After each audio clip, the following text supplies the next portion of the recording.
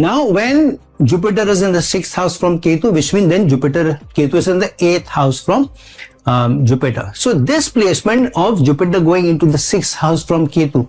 So this is a slightly tricky placement, though there are other very moksha salvation manifestation, higher karma manifestation.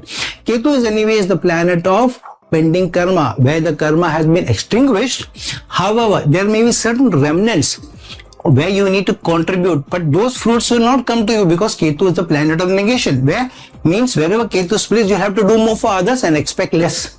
So whatever the pending karma is, so which means you have to do for others, you have not completed that, but you have done the action, you have done the deed for self, but not for society. So the small remnants that are done, you need to do those. So when Jupiter goes into the 6th house from Ketu, it means that there are remnants of service, remnants of helping others, remnants of standing up for others, remnants for fighting for others.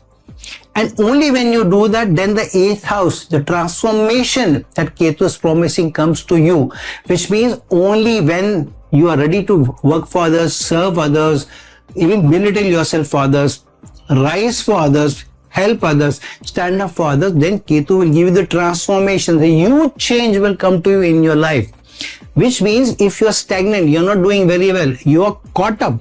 6th house is where you feel like you're strangulated, you're not able to move. What happens when there are 4 or 5 people holding you back, competition is holding you back? Then you're not able to move, which means you have to work that much hard, you have to struggle that much hard to move ahead. Why? 6th house is also the house of competition, or also the house of enemies. So it's like some huge energy is pulling you back, keeping you down.